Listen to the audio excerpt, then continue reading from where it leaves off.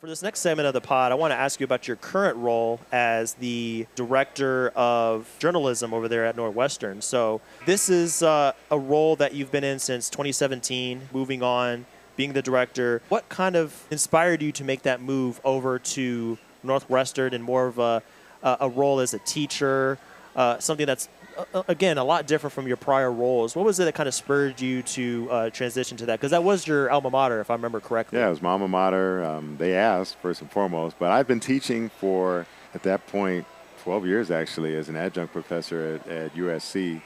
And I really enjoyed that. It was my favorite aspect of my career at that point was teaching.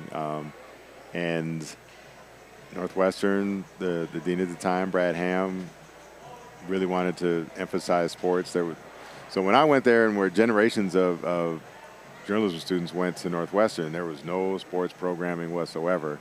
And he really wanted to ramp that up and take advantage of some of the connections that I had in the industry, the platform that I had at ESPN, which could really help promote the school and the program.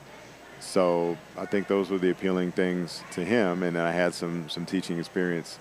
And one of the best things about it is seeing your students go on and get to live out their dreams. I got everything I wanted out of this, and way more than I ever could have imagined. That's awesome. And I have 4 former students here that I've run into, maybe 5. They're within PR with teams, or they're broadcasters with the team, color analysts or digital reporters, or covering teams for The Athletic. So it just fills me with pride when I see them, and it just makes me so happy just that they get to do it. I got to do it. Not everyone gets a chance to do this at a high level, covering this league, this crazy league. Yep. Interacting with the people that they grew up watching, or the people that they've admired. And when I get to see them do it, I wish they could have done it when we did it. I think it was more fun. The access was better.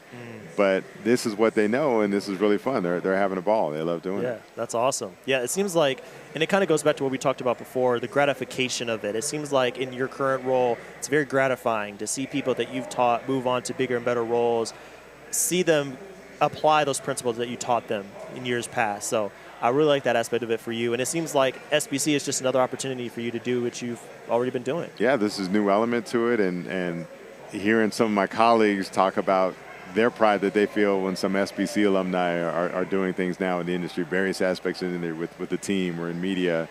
And I look forward to that one day, saying that hopefully someone can look back to what they learned here in our time together at SBC, and working with Howard and Katie and CP on our media project. A lot of hard work's gone into this. Eric Pincus has been leading Zoom calls for months, and is really giving it his all. This is his first time kind of overseeing and managing it, and you give credit, of course, to Warren and Albert at the top for really having this vision and growing this program. We celebrate the growth of Summer League overall and what it's become. Absolutely. Yeah. And I certainly have seen it over the last 20 years. But the growth of the SBC program should be really celebrated to a smaller degree, but it's been pretty impressive how big. There's 134 students in it this year, I believe. Huge number. And that is a big number. Yeah. And they're having these great opportunities. It's funny, they heard from David Falk yesterday and got a chance to ask questions to him, and I thought, man, I was covering the league for 3 years before David Falk talked to me. They got the it took inside till I track. got to the Washington Post. I had to wait 3 years. When I was at the Sun-Times covering the Bulls, he would not return my calls. And man. Now, we know each other pretty well.